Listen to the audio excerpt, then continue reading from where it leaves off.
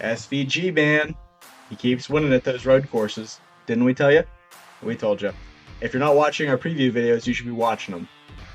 Well, NASCAR's going to Sonoma, another road course on the schedule. I'm sure everybody's going to complain about that. But road courses means that we're going to pick SVG to win, obviously. Unfortunately, I can't pick them because I'm leading the points right now. So I'm going to have to go with my second pick, Ty Gibbs. Ryan, who are you picking? Who do you think? SVG is going to sweep the pole and race again this week. He's probably right.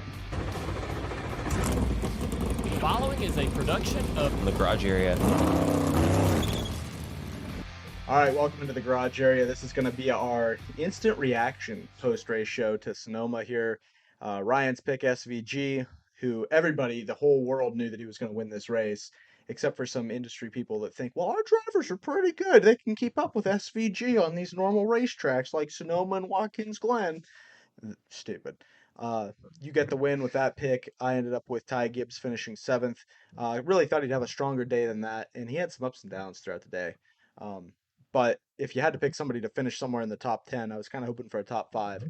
I think the Ty was a fine pick. I'd pick him again. No real issues there. Do you have the results pulled up? I do not. I'll pull them up. But which is no big deal. But like we said, we pretty much anticipated Shane winning this race. Shane Van Gisbergen is the best road racer in NASCAR, better than anybody else in the sport, and is probably the greatest road course racer in the history of the sport, not just of active drivers. So I don't know what the argument is otherwise. I don't understand people that think that, you know, oh, he's good, but these other drivers, they're pretty good too. They are good, and they're kicking Shane's butt at ovals, even though he's gotten a little bit better there lately. But you just don't have what SVG has at road courses. It's just that much better. Chase Briscoe was a threat on and off on restarts and whatnot. It looked like he had a pretty decent car, but he wasn't going to be anybody that could match SVG. Chase Elliott was coming on strong with those tires there at the end. Michael McDowell had a little bit of a gamble that ended up paying off for a top 5 and finishing 4th. Christopher Bell got 5th. Tyler Reddick, Ty Gibbs, William Byron, Joey Logano got a top 10. Kyle Busch finished 10th. Underrated road course guy there, I think. Was one of those cars that came in and got tires as well. Brad Keselowski, Ryan Preece, Josh Berry, Daniel Suarez. Suarez got spun around, but he was never really fast in the first place. AJ Allmendinger ended up getting spun out at one point. He finished 18th. Alex Bowman, he got shipped by Ty Gibbs. I'm sure we'll talk about that a little bit. But your typical what you'd expect to see on a road course, as far as the results there and guys that you'd want to see up front or would expect to see up front. Ross Chastain won the first stage. Shane Van Gisbergen won the second stage and the race. He won the second stage by pitting. Normally, that's something that you're not going to get on the road courses is guys pitting at the end of the stage and then still having an opportunity to win. That's usually your choice. You either stay out and win the stage and collect your stage points, or you pit and then restart up front for the following stage. Well, Shane was so far out front and so dominant that when he came down pit road and did his stop, he came back in second and then ran Larson down for the stage win of stage 2. And Justin Haley, of all people, had the Xfinity fastest lap. Sonoma has never really been super exciting to me, I guess I would say. It's one of those, back when we only had 2 road courses, I would not call it a throwaway race. It was kind of special because it was only one of the 2, but it wasn't like you expected some of your normal drivers to continue their momentum of running up front like you normally would. Say Orion Blaney is running top 5 every week, and then he comes to Sonoma. I don't expect him to run top 5 necessarily. You know what I mean? I expect different players to be at the front because of the road course skill. And that was very much the same today. It was just a lot of setting up for the final run. That's how all road courses seem to be. Very strategic to get yourself in position to capitalize on the race win there at the end. So with all that said, did this race play out to your expectations, and where do you rate it? Yeah, everything came out how I expected it to. They pitted when they had to pit, flipped stages, and they ran the final stage, whatever, to their pit window, pitted, and most of the guys finished on that one. Other guys gambled, came down, and put on tires, and I think all that just played out how it would have anyways. Yeah. At least looking at how Chase Elliott did it, but I'll give it a 6.5. This wasn't quite to the level I had last week at Chicago. But I felt like this week, at least if I compare this race to last year, I felt like there was a lot more movement through the field, people making passes, tire wear meaning something. Driver skill actually came into play. Not just SVG skill to destroy everybody, but Yeah. I thought it was a decent race overall. Do you remember back in the day when Dale Jr. was like the plate race king? Every time you went there, it was like, oh, watch that 8 car. He's going to be somebody that's really fast at all these racetracks, and he was. And I kind of feel like that's what we're getting with Shane right now. Is he's somebody that you go to the road course, that's the car to beat every single time. There's no question about it. Um, and you mentioned last year too that he was in colleague cars rather than trackhouse cars. That's something that I hadn't really thought about. He's like, has he lost a race at a road course in a trackhouse car? I guess Coda. Coda, yeah. Coda was the only one that he didn't win. But yeah, I mean, the guy's been on fire in trackhouse equipment, and junior motorsports equipment as well. We'll talk about that. But Shane is just, it's weird to rate the race positively when you know who's going to win. Like, we sat here last week and said he's going to win Sonoma. We sat here the middle of the week, when we made our preview video today, Shane's going to win. Everybody thought Shane was going to win. And he qualified on the pole and he won the race. And with all of that, you would think that that race would be boring. And it's a road course race, so it's not super exciting, anyways, in my opinion. But you're watching the master at work, is what just impresses me so much. Every time you thought somebody might have something for Shane, Shane just went back out front. I mean, Shane had it made. SVG just proved why he's the road course king the entire race long. Every time he faced any bit of adversity, he just kept moving. The guys made contact with him. Larson beat off of him a little bit, and he just kept moving forward. And, no big deal. Even when he said that he felt like his left rear tire was hurting, they said, "Oh yeah, you're still running the fastest laps." And even other guys, I think it was Byron maybe, they said, "Yeah, you're fast. You're not SVG fast, but you're fast." Uh, that's who they're comparing each other to each and every week. Is there anything that you've got to say about Shane so that we can quit drooling over him on this podcast? I ain't got nothing more to say. I guess the rating of the race, it's hard to tell if I'm grading on a curve and grading on both a next gen curve and a road course curve, I'd say it's an 8. But if I'm grading on what good racing is, I'm probably right there with you with a 6 or 7. So I'll meet you in the middle and just say 7. I don't think it was a bad race, and I think that Shane's ability to drive a car on a road course is really what made that a watchable and entertaining event for me. All right, enough about Shane. Man, guys, just on the forefront of everybody's mind.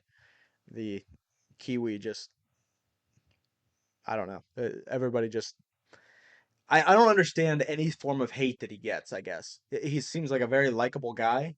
Um, he's got that great accent, and who's doing it better? Nobody. I I, like how he gives the thumbs up out the windows every time he passes somebody or something else. It's he's just out there having fun. and I guess we'll just touch on this now so we can get off Shane altogether. Uh, the him and Connor Zilic battle in the Xfinity Series race yesterday was it was good. I don't know why. I have nothing against Connor Zilic, and I have no rooting interest in Junior Motorsports or Hendrick Motorsports, which is their pipeline there. Uh, but watching the end of that race, I only caught the last 9 laps of the Xfinity race. I was rooting for Shane so hard, wanting him to get the lead and win the race, and I don't know why. I have no vested interest in either one. Uh, I don't know if it's just I wanted to see the veteran prove that he is the king, because I was so confident he was going to win the race today. Uh, but there's the way that he and Connor raced there at the end. I mean, yeah, he made contact. He outbraked him at times. He hit him in the back bumper. He knocked him into the side a little bit, but he never hit him hard enough to spin him out. He never moved him in any way. Just raced him hard, and I just got so much respect for the guy and the way that he races in the first place, and then just how dominant he is. Okay, done with Shane. That's everybody that's tuning in from New Zealand or anywhere else is ready to shut the podcast off now. They've heard all they want to hear about Shane. Um, Chris Buescher seemed to be, one of those guys that I considered picking for today. I don't even know where he finished when it was all said and done. Let me see if I can. He finished 16th. Um, I'm glad I picked Ty over him, I guess. But Buescher actually ran better than Ty most of the day. He was running third place quite a bit. Um, and the 19 was also the guy that was seemed to be. They didn't have anything for Shane, but they had an opportunity to run up front like that. Uh, but he ended up getting in a couple different skirmishes. One, he got into Ty Gibbs, and he got into Ryan Blaney within just laps of each other, really close together. Uh, I don't know that Buescher really did anything wrong, but it just seemed weird that he's one of those guys that you count on to be a decent road racer, and he had two issues right off the bat uh, at this racetrack. And I don't know. I guess I just expected a little bit more from him. Ty actually ended up swerving at the six pit crew on pit road. Depending on how you Yeah. what was your view of it? Well, initially when they started talking about it, that's what he did. That's what I thought happened. But they did a different view from above than what they showed originally. And it looks like he drove at a straight angle into his pit stop or into his pit stall. Trying to think what else they said because the announcers afterwards said, "Yeah, this doesn't look right." NASCAR even looked at it and said everything he did was fine. By rule, um, Ty Gibbs has the right of way to go through that box, Right. and NASCAR deemed he didn't do anything malicious. Yeah, and I'm not saying that he did. It had an odd look to it. And the pit crews were fighting after the pit stop. They seemed to think that it was intentional or malicious or whatever. But it's not even the same car that he got into on the racetrack. It's just a teammate of Buescher's there, I guess his owner, with Brad Keselowski. I don't know. I don't really know what to make of that. I'm not surprised that Ty Gibbs would do something like that, but I'm not placing the blame on him here for the situation either. It's not necessarily something that he did. Michael McDowell is somebody that is, if he's going to win, he's going to have to do it on a road course. And I think he feels that way too. And they didn't have the all out speed today, and nobody had the speed for the 88. That's, how on DBC they won't say Carson Hocevar's name, they just Yeah, have to reference his number. That's what I'm going to have to do just so I don't have to say the Kiwi's name every single time. He's just going to be the 88 so that I quit drooling all over him. Uh, McDowell set himself up pretty well, kind of with a fuel strategy play and to be out front, and just things just didn't fall the way that he needed them to to be up front there. He was on old tires, and he was part of the strategy that pitted for tires. Um, I'm pretty sure he came down pit road for tires, yeah. He was and behind Chase Elliott when yeah, they went okay. out through the field. So still set himself up with a decent finish, but obviously not the win that he was looking for. He finished. Where was Top he? five. Was he? Oh yeah, McDowell, fourth. yeah, Yeah, so he had a good day, good finish. Not sure that that's going to be what he needs. He's going to need to win. Uh, but yeah, I think that you have to do something different to try to beat the 88, and he wasn't. That just didn't work out for them.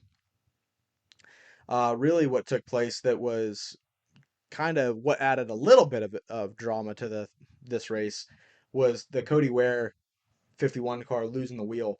The wheel nut came off the right rear. He lost the tire. Tire went across the racetrack in a couple different places where cars were coming, and so NASCAR had to throw the yellow. It was weird because they replayed Ware's stop, and you could tell the right rear changer didn't have the tire tight, and the car was on the ground. He's still trying to tighten up the tire, and it's obviously not going anywhere. The jackman comes back around. He goes, forget about it. And jumps up and goes around to the left side. And the jackman's like, oh, I must have got it. And he went back around to the right, and what do you know? The wheel comes off on the racetrack. Um, what is that? That's 2 week vacation for his crew chief? something like that, yeah. Yeah. And And in the tire changer and jackman are taken. yeah, they don't need wheels coming off cars causing, different outcomes of the race, which this one didn't impact it. Other than it gave the opportunity for guys to split the tire strategy. Shane wasn't going to pit. And was Chase the first one on pit road? Yes, So Chase was the first one on pit road. McDowell was on pit road. Basically the top 13, 14, something like that, stayed on the racetrack. Or 14 cars stayed out on the racetrack, not yeah, the top. But that was the amount of old tire cars on the racetrack ahead of the Chase Elliott's and the guys that came down pit road to put tires on with 12 to go, something like that. Was it more than that? Yeah, I want to say it was somewhere around that. Yeah, just a little more, 10 or more to go there. Enough time that you thought it was going to make a difference in the race, even with that far deep in the field after they came off pit road. But there just was too many cars to overcome. Elliott was fast. He made his way up through the field, got off the racetrack pushing pretty hard, and even he said in his post race that yeah, he thought he could probably got 20. Was It Bell was the was 19 oh the Briscoe. 19, yeah, 19 was second in line. But he didn't think that he could get the 88, and that's really what ultimately ended up happening. He was fast. He probably would have been close to the 88 at the end of the race, but he wasn't gonna end up getting by him. He didn't feel, and I didn't feel. I think the 88 is just too good. Who knows how much the 88 was holding back still? It's hard to I tell. mean, Yeah. it's Uh, Carson Hocevar kind of got his his due. I don't know. He got spun out there on uh, one of those laps as they were running. Did the caution come out for his spin? There was cars all over the yeah. racetrack. It was Stenhouse got off the racetrack, hit the tire barrier. They had to throw the caution to fix the tire barrier. Um, I don't think anything was ever thrown for Hocevar. Nothing for Hocevar, but yeah, Barry got into him, punted him, and spun him, and that really was the most exciting events of the race. Um, I can't really think of anything else. Yeah, Blaney got hung up after he got taken out by By Busher, yep. Busher. Yeah, that was, and Where he did ended up getting wrecked out again. So where did he end up finishing? Blaney, Yeah. 36th. Oh wow, out of 37 cars. Yeah, Yeah, Gregson crashed hard. Kyle Larson. What was? Oh, he got that. There was no caution for that with a couple yeah. laps to go, and he I got think I think Blaney and Larson were together in that line. okay. So yeah, Larson just you know bad day. What happened to Kyle Larson after after the Indy 500 after the Coke 600? He's like nowhere to be found. Yeah, I have no idea. He's Hmm. still winning sprint car races, so he's got something somewhere. Um, I don't know what's on the cup side, what's slowing him down, or it almost seems like his teammates have picked it up over him. And Yeah, Austin Cindric kind of the same deal. He was a wrecking ball today, and ends up getting a not a very good finish in 30th. Um, the teammates that were battling each other in the bracket, John Hunter Nemechek and Eric Jones, they finished right together in 28th and 29th. JHN getting the better of that deal. Uh, I guess we'd have to talk about it is the Ty Dillon and Alex Bowman situation. They were against each other in the bracket, and Bowman was ahead of Ty into the last corner, and Ty just hit him very hard. He didn't spin him around. He didn't take him. He took him out of the bottom groove, uh, and sent him out wide, and was able to pass him. And Bowman tried to get back into him on the exit of the corner, but couldn't make anything happen there. And Ty skips away and advances in the bracket. So I really haven't started paying any attention to that after Atlanta because of everybody getting wrecked out. But uh, yeah, the whole Ty Dillon continuing to move on storyline is kind of interesting. yeah, I mean, I didn't expect the bracket to mean that much to some of these drivers, but I mean, as Ty Gibbs really has nothing to lose anyways. Yeah. For him, $1 million is $1 million, and he probably ain't running for no championship. No, So if you're Ty Gibbs, you take your wins where you can get them, even if they're in 28th place. Dylan, Yeah, that's what I mean. Gibbs too, but yeah, Dillon. All the ties are the same to me. Uh, both living on Grandpa's money. pretty much. Yep. Uh, what else? Is there anything else we need to cover? Um, I can't think of nothing right now. Like I So said, this is our instant reaction, so we haven't consumed any media. All we've done is read Twitter and watch the race. That's it. So if there's other storylines and whatnot, um, we haven't picked up on them yet. Uh, we talked about this before we started recording. Maybe we'll see what the news is like tomorrow and add on a little extra at the end of the show after this if there's more things that we need to cover. But I really can't think of anything else. It was a pretty straightforward race, basically what you'd expect from Sonoma. Um, and SVG is king, man. We got Cup and Xfinity at Dover next week. Trucks are off. I'm looking forward to getting back to an oval. yeah, And I would expect the Hendrick cars to be fast. yeah. Great input by you lately. I'm telling you what, it's a wonder that you don't have your own show. Uh, Yep. Show. Yep. All right. So I guess that's gonna do it for us. Did you end up taking the lead in the points then? Yeah, I believe it was by like nearly 20. When you win the race, lead all the laps, and win a stage besides, it's a pretty good day for your pick there. So I'll have to make sure I take a Hendrick driver at Dover and see if I can regain the lead. But I need to be falling behind the next time we get to a road course so I can pick SVG again because that's the guy to take every time you get to a road course. But we'll see what Dover brings, and I'll tell you what, anytime Shane wins, our views go up. So keep watching. I guess I'm gonna keep saying what it is. He's the best.